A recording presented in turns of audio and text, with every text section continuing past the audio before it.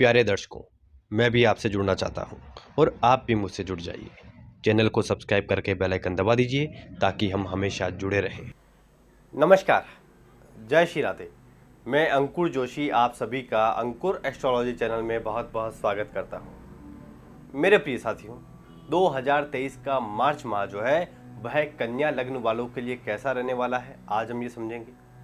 देखिए, स्क्रीन पर जो आपको कुंडली दिखाई दे रही है, इसमें आप मार्च माह के प्रारंभ में ग्रहों की स्थिति को समझ सकते हैं। इसके अलावा मार्च माह में ग्रहों का जो राशि परिवर्तन है वह कब कब होना है, यह भी आप स्क्रीन पर देख सकते हैं। देखिए, इन सभी ग्रहों की स्थिति के आधार पर ही आज हम जो है मार्च माह के राशिफल को समझने वाले हैं। मेरे प्रिय साथियों, यदि आप बिल्कुल शून्य से ज्योतिष का ज्ञान प्राप्त करना चाहते हैं तो हमारे ऑनलाइन बेस से जुड़कर आप बिल्कुल शून्य से ज्योतिष का ज्ञान प्राप्त कर सकते हैं। स्क्रीन पर दिए नंबर पर आप व्हाट्सअप करें, आपको जानकारी प्राप्त हो जाएगी। इसके अलावा यदि आपने अभी तक मेरे चैनल को सब्सक्राइब नहीं किया है तो सब्सक्राइब करके बेल आइकन अवश्य ही दबा दीजिएगा, ताकि जब भी कोई नया एपिसोड अपलोड हो तो आपको नोटिफिकेशन मिल जाए, आपको मैसेज मिल जाए। देखिए, एक बात जो है बहुत ही महत्वपूर्ण है। यह जो मार्च का राशिफल हम समझ रहे हैं, यह ग्रहों के वर्तमान गोचर पर आधारित है और गोचर जो है अपने आप में स्वतंत्र फल नहीं दे सकते हैं। तो सटीक फलादेश के लिए अपनी कुंडली में ग्रहों की स्थिति के साथ साथ ग्रहों की दशा अंतर्दशा देख लेना भी अत्यंत ही आवश्यक होता है।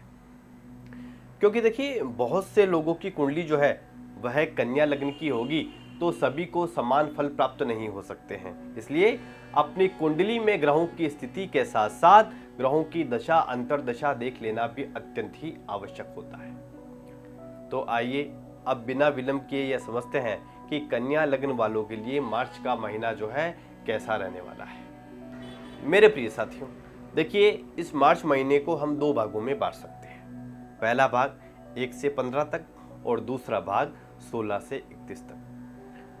देखिए, 27 फरवरी से 15 मार्च तक लग्नेश बुध आपकी कुंडली के छठे भाव में रहेंगे, यह ठीक नहीं है। देखिए, 27 फरवरी से 15 मार्च तक आपको किसी वाद विवाद में नहीं पड़ना है। यदि कहीं वाद विवाद हो रहा है तो उससे आप तुरंत ही दूरी बना लेवें और किसी से किसी भी प्रकार का आपको झगड़ा बिल्कुल नहीं करना है। विशेषकर जहां आप जॉब करते हैं वहां पर किसी भी प्रकार के वाद विवाद से आप बचें। इसके अलावा अपनी सेहत का ख्याल रखें, सेहत से संबंधित समस्या आपको हो सकती है। मेरे प्रिय साथियों, यदि आप किसी काम की प्लानिंग कर रहे हैं तो उसे 16 मार्च से पहले एग्जीक्यूट आपको नहीं करना है, अन्यथा आपका काम जो है किसी कारण से रुक सकता है। कुल मिलाकर 27 फरवरी से 16 मार्च तक का समय थोड़ा सा आपके लिए कठिन रहने वाला है। तो देखिए, आपको करना क्या है, आपको अपने मामा के साथ संबंध अच्छे रखने हैं। उन्हें कुछ आप गिफ्ट दे देवें, उन्हें प्रसन्न कर देवें। इसके अलावा आप किन्नरों को कुछ पैसा दान कर सकते हैं, उन्हें चाय नाश्ता करवा सकते हैं। यह आप बुधवार के दिन करें। मेरे प्रिय साथियों, यदि आप फॉरेन जाने की प्लानिंग कर रहे हैं तो 15 मार्च तक का समय आपके पक्ष में है, लेकिन कुछ मजबूत योग दिखाई नहीं दे रहे हैं। इसके बाद देखिए, 16 मार्च सुबह बुध जो है राशि परिवर्तन करके अपनी नीच राशि मीन में प्रवेश करेंगे, जो कि आपकी कुंडली के सप्तम भाव में आ रही है और वहां पहले से ही शुक्र उपस्थित है। तो यहां पर जो है बुध का नीच भंग राजयोग बन रहा है। प्रिय साथियों, बुध आपकी कुंडली के सप्तम भाव में 16 मार्च से 31 मार्च तक रहेंगे।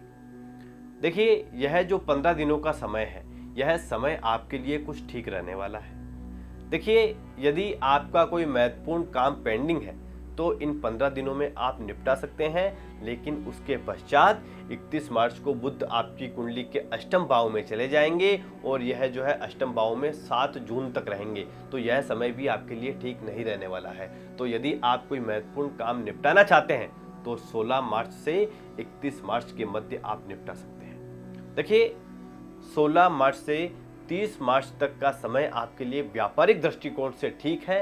वैसे देखिए, कन्या लग्न वाले लोग जो है बातें कर करके ही कमा खा लेते हैं। यदि आपका कोई ऐसा व्यापार है जो बातें कर करके ही हो जाता है तो यह 15 दिन आपके लिए अच्छे ही निकलने वाले हैं। देखिए, इन दिनों में आपको वैवाहिक सुख प्राप्त होगा, पति पत्नी में बनेगी। आप अपने पार्टनर पर इस समय में पैसा खर्च कर सकते हैं और अपने पार्टनर के साथ एंजॉय का यह समय है।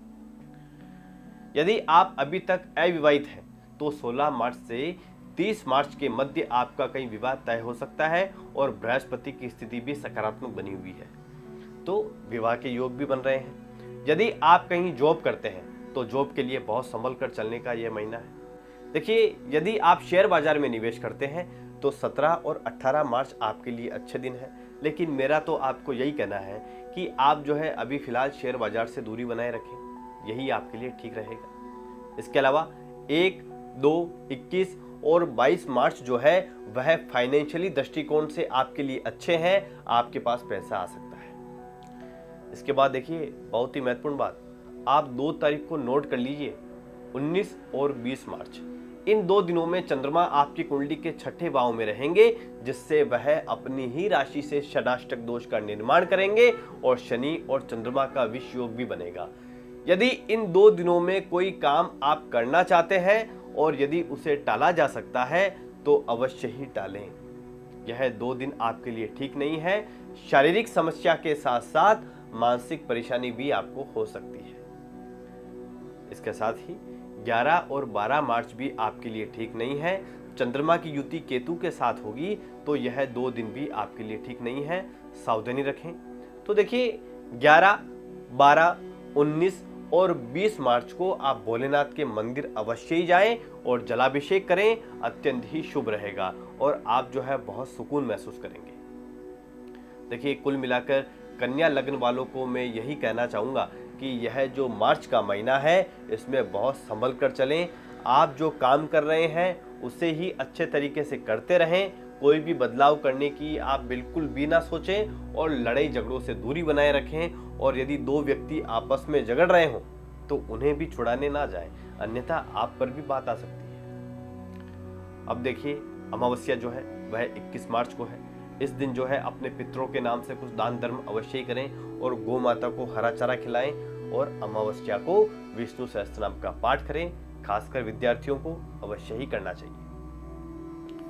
मेरे प्रिय साथियों, चैत्र नवरात्रि जो है वह 22 मार्च से है। प्रदोष व्रत 4 और 19 मार्च को है।